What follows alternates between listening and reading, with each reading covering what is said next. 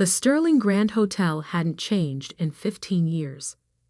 Same crystal chandeliers, same Persian carpets, same judgmental whispers echoing off marble walls. I stood in the lobby, invitation card rolling between my fingers, watching the city's elite filter into the annual Madison Prep reunion. Ms. Alexandra Crawford? The concierge approached with practiced deference. The Wellington Ballroom is ready for you. I smiled, noting how different that deference felt now compared to when I was just James Crawford's rebellious daughter. Thank you. I'll wait a moment. My phone buzzed. A message from my executive assistant. Financial Times confirms tomorrow's cover. Market reaction already trending. CNBC wants an exclusive. Perfect timing.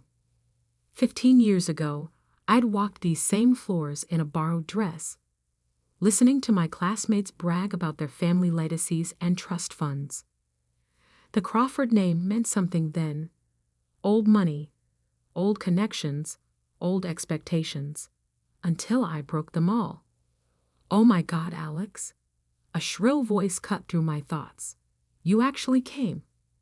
Melanie Porter Hampton, former class president and current social climber extraordinaire, air-kissed my cheeks. Her eyes swept over my Channel suit with the same calculating assessment she'd once used to judge everyone's prom dresses. We weren't sure you'd show, she continued, voice dripping honey-coated venom, given everything that happened with your family's situation.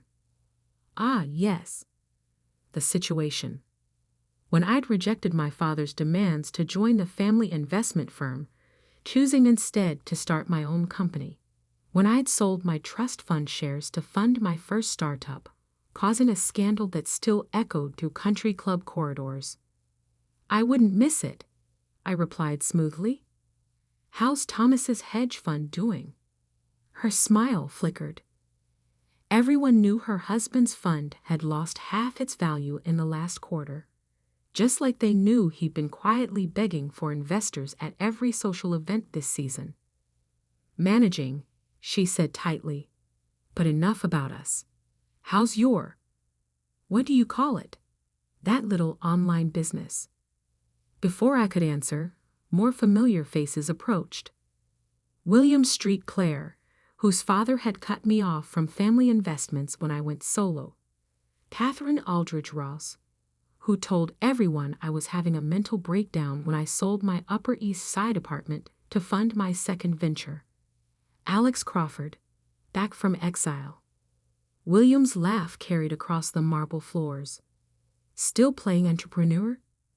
I took a slow sip of champagne, remembering similar mockery from years ago.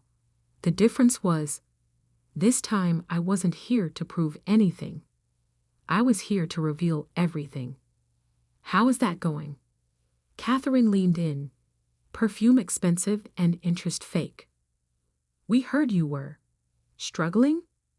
Daddy mentioned something about rejected loan applications. Of course he had. Richard Aldridge never got over me turning down a partnership at his bank. Actually, I smiled, business is quite interesting at the moment. Oh, darling.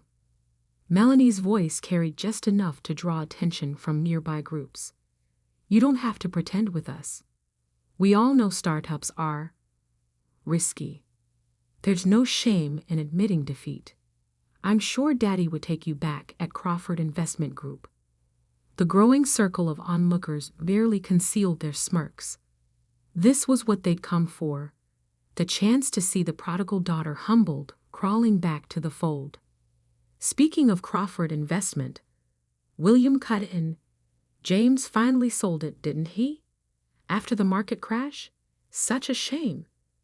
But that's what happens when you trust the wrong people. The wrong people. He meant me, of course. They all blamed my departure for my father's eventual downfall, conveniently forgetting his risky investments and outdated strategies. Bill, I said quietly, using his childhood nickname. How's your family's shipping business? He stiffened. Managing. Really? Because I heard DockerTech's new AI system is revolutionizing container tracking, making traditional methods obsolete. His face paled slightly. DockerTech was my company's latest acquisition, a fact that wasn't public knowledge yet. Well, Melanie jumped in, clearly enjoying the tension. At least some of us maintained standards. Not everyone can handle real business, can they? Some people are better suited to smaller ventures. The ballroom had grown quieter, more people drifting toward our group. The show they'd been waiting for was starting. It's sweet that you keep trying, though, Catherine added with folk sympathy. Still chasing that dream of being independent. But really, Alex, isn't it time to be realistic? Join something stable? I checked my watch. The waiter should be arriving any moment. You know what they say, Melanie continued, warming to her audience. You can't fight legacy. We all end up exactly where we're meant to be. Some of us, she gestured to the gathered elite, at the top. And others. Miss Crawford? Right on cue, the waiter appeared with a silver tray. Today's Financial Times, as requested. I accepted the paper with a quiet thank you, aware of every eye in the circle watching. The front page faced down against the tray. Oh, keeping up with the markets? William smirked. Planning your next small venture? I turned the paper over slowly, letting them all see the cover. My portrait, professional and powerful, above the headline. Alexandre Curewford, ENTUREQRENUR of the year. How one woman built a $12 billion tech empire in secret. The silence was absolute. Melanie's champagne glass slipped from her fingers, shattering on marble. Catherine's carefully maintained smile cracked. William looked like he'd been slapped. You were saying something about legacy? I asked softly. About ending up where we're meant to be. The article continued below my photo. Crawford Technologies' revolutionary AI systems have quietly dominated market sectors from shipping to banking, with over 70% of major financial institutions now running on their platforms. Sources confirm upcoming IPO could value the company at over $20 billion. That's impossible, William stammered. Your father said. My father didn't know? I cut in. None of you did. That was the point.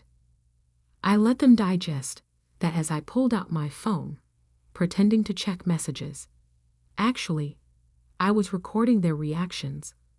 A little gift for my PR team, who'd orchestrated this moment down to the last detail. But the loans. Catherine's voice had lost its condescending edge. Daddy said you were begging for financing. Your father, I smiled, like everyone else, saw exactly what I wanted them to see. It's amazing how much you can accomplish when people underestimate you. The whispers had started. Phones were coming out as people Googled my name, finding the carefully timed press releases that had just gone live. The truth about who really controlled the technology revolutionizing their family businesses. Now, I continued, enjoying the way they flinched at my voice, about that small venture of mine. The night was young, and I hadn't even shown them everything yet. After all, the magazine cover was just the beginning. The Wellington Ballroom buzzed with barely contained chaos.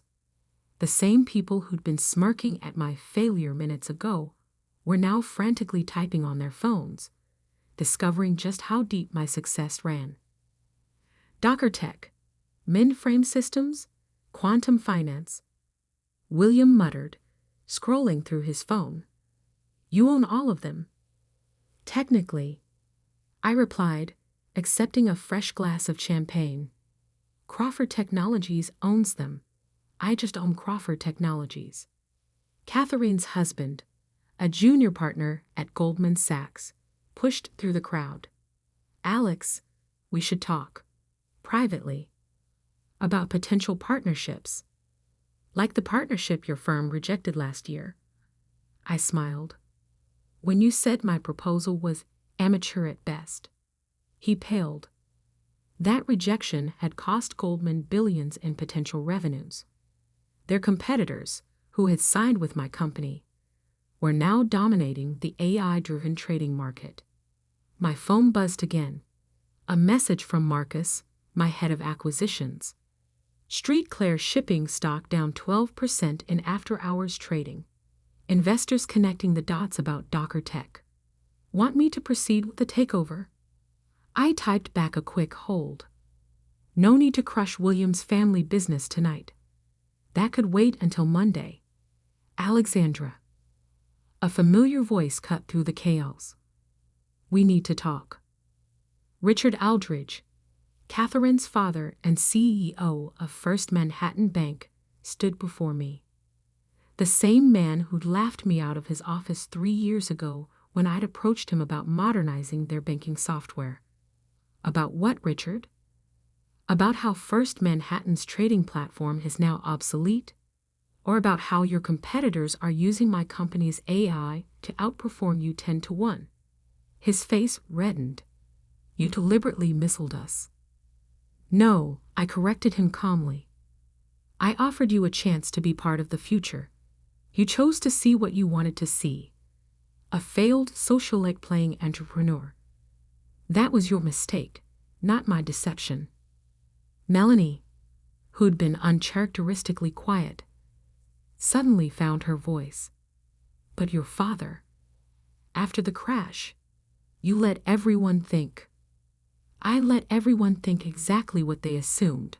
I cut in. That I was desperate, broken, asking for loans I didn't need from banks that didn't matter. It's amazing how much people reveal when they think they have the upper hand. The screens around the ballroom, meant to show nostalgic photos from our prep school days, flickered to life. A series of business headlines began scrolling. Crawford Technologies revolutionizes banking security. AI giant acquires Docker Tech in stealth move. Tech's most mysterious CEO finally revealed. My PR team had perfect timing. You've been planning this, William accused. All of it. The reveal, the timing. Of course I have. I met his eyes steadily. Just like you all planned every snide remark, every closed door, every whispered rumor about my failures. The difference is, my plans actually worked. My phone buzzed again. This time it was Janet, my chief legal officer. Board memo leaked. First Manhattan considering emergency weekend session. Want me to send the acquisition proposal now? I smiled faintly. Richard must have missed that detail in the Financial Times article. The part about Crawford Technologies having enough cash reserves to acquire his bank outright. Mr. StreetClair? A young analyst pushed through the crowd, phone pressed to his ear. Sir, the Hong Kong office is calling. Something about our shipping contracts being invalidated. William's face went from red to white. What? Docker Tech's new terms of service? I explained. They take effect at midnight. Didn't anyone read the fine print? The room erupted in fresh chaos. More phones ringing, more urgent whispers. These people were finally realizing that while they'd been mocking my small business, I'd built something that could make or break their family fortunes with a single policy change. Why? Catherine's voice cracked slightly. Why do it this way? Why not just tell everyone from the beginning? I turned to her, remembering all the times she'd excluded me from charity boards and social committees after my breakdown. Because you all needed to learn something. Success isn't inherited. It's built. And sometimes, it's built in silence while people like you are making noise. Alexandra. Another voice, older, commanding. Bernard Wellington AI, our old headmaster and current board member of half the companies I now controlled. This is unprecedented. No, I corrected him. This is overdue. For every girl you told to think smaller, dream safer, stay in her lane. For every innovation you dismissed because it didn't come from the right family or the right background. He had the grace to look uncomfortable. My phone lit up with a message from my executive assistant. CNBC anchor waiting. Live interview in 20 minutes? I checked my watch. Right on schedule. Now, I addressed the room. If you'll excuse me, I have a business to run. Several, actually. As I turned to leave, Melanie grabbed my arm. Wait, what happens now? To all of us? I looked at her perfectly manicured hand, then back at her face. That depends. On Monday, Crawford Technologies begins implementing its new partnership standards. Companies that align with our values will thrive. The others, I shrugged. Well, there's always your family names to fall back on. Oh, wait. The silence that followed me to the door was sweeter than any revenge I could have planned. But this wasn't about revenge. This was about power. Who really had it? Who only pretended to have it? And who had been quietly building it all along? Outside, my driver held the door to a sleek Maybach. Not the flashiest car in Manhattan, but certainly the most expensive. As we pulled away from the Sterling Grand, I opened my laptop to review the next phase of acquisitions. The reunion had been just the beginning. Monday would bring the real fireworks, and I hadn't even revealed my biggest move yet. The Sunday headlines rolled in like thunder before a storm. Tech's hidden giant. Crawford Technologies, set to dominate market. Wall Street stunned by stealth success of Madison Prep alum. First Manhattan Bank calls emergency board meeting. Street Claire shipping stock plummets in pre-market trading. I sat in my penthouse office, watching the sunrise paint Manhattan's skyline in shades of gold. The same view I'd had when I started this journey, back when the penthouse was my only asset and Crawford Technologies was just 3 people working out of a converted storage room. The CNBC interview has 2 million views already, my PR director Sarah reported. Social media is exploding. #Crawford takeover is trending. And the other matter?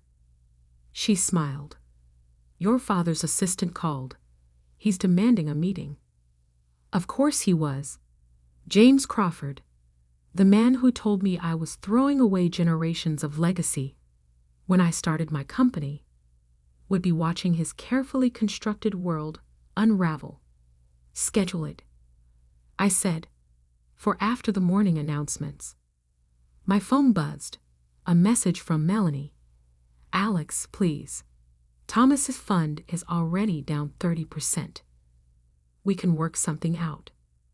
I archived it without replying. Let her feel the same desperation she'd enjoyed watching in others. At precisely 9:00 a.m., Crawford Technologies' new partnership terms went live. The requirements were simple but revolutionary. Complete transparency in business practices, ethical AI implementation, and a minimum 30% diversity quota in executive positions. Companies had until Friday to comply or lose access to our systems. The market reaction was instant. Companies that had sneered at my small business were now watching their stock prices swing wildly based on whether they met Crawford Tech standards. Ms. Crawford, my assistant's voice came through the intercom. Your father is here. He wouldn't wait. I straightened my Armani blazer. Send him in. James Crawford had aged since I'd last seen him. His hair was grayer, his stance less commanding, but his eyes still held that same mix of arrogance and anger. "What have you done?" he demanded without preamble. "Built something," I replied calmly. "Isn't that what you always wanted?" "Built something? You've destroyed relationships that took generations to establish." William's father called me in tears. Richard Aldridge is facing a board revolt. Fascinating how quickly generations of relationships crumble when the power dynamic shifts. He slammed his hands on my desk. "This isn't how business is done." "No," I agreed. "This is how business should be done. Transparent, meritocratic, forward-thinking. You've made enemies of everyone who could have helped you." I pulled up a screen showing Crawford Technologies' market valuation. The number made him step back. "I don't need their help, Dad. I never did." "That's what you never understood. While you were all protecting your little circle of influence, the world changed. I just changed with it." "And now what?" he demanded. "You'll destroy everything we built." "No, I'll rebuild it. Better, stronger, more equitable." I stood, meeting his gaze. "The acquisition offer for Crawford Investment Group is still open, by the way. Though after today's market shift, I might need to adjust the price down." His face reddened. "You wouldn't dare." "Actually, I already have. Check your email." As if on cue, his phone buzzed. The color drained from his face as he read the updated offer. 40% lower than last week's valuation. "You can't." "I can. I did. And on Friday, when our new standards take effect, it'll be worth even less." I walked to the window. "Unless, of course, you implement the changes I've outlined, starting with the board composition." He stared at me, finally seeing what everyone else had missed all these years. I hadn't just built a company. I'd built a revolution. "The car will take you back to your office," I said, effectively dismissing him. "You have until Friday to decide." After he left, I opened my laptop to join the emergency board meeting of First Manhattan Bank. As their newest major shareholder, a position I'd acquired through a series of shell companies, I had some suggestions about their future direction. My phone lit up with another message, this time from Catherine.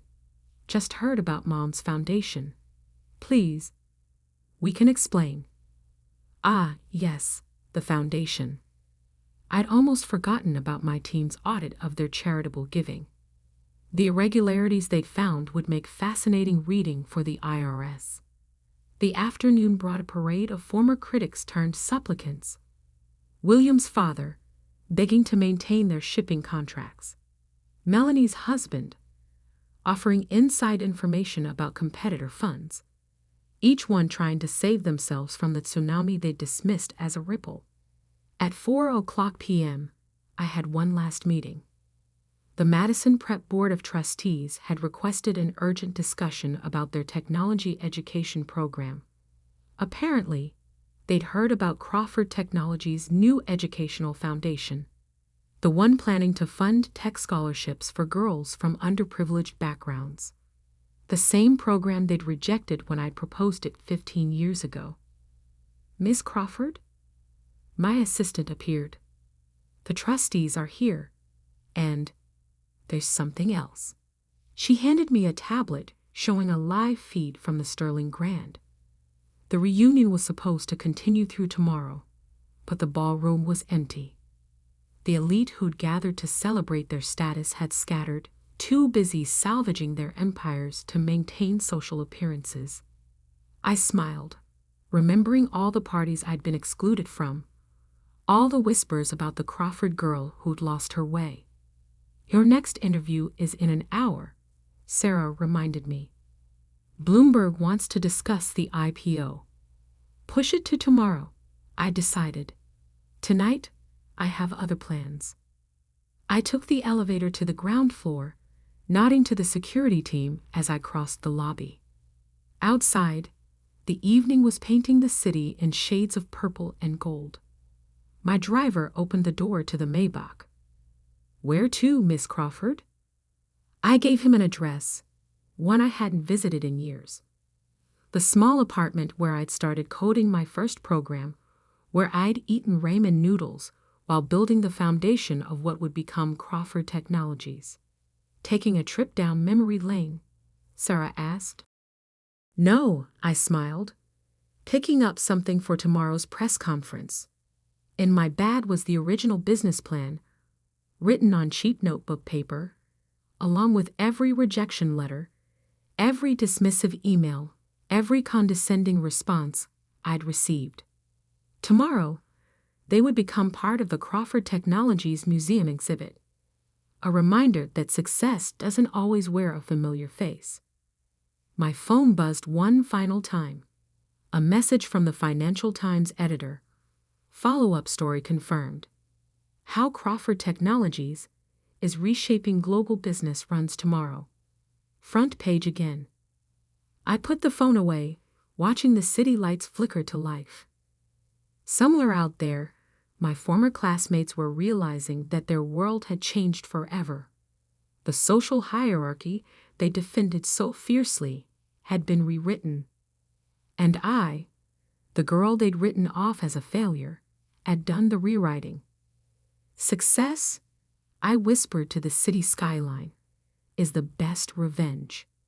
But this wasn't just about revenge. It was about change. Real, lasting, systemic change. And I was just getting started.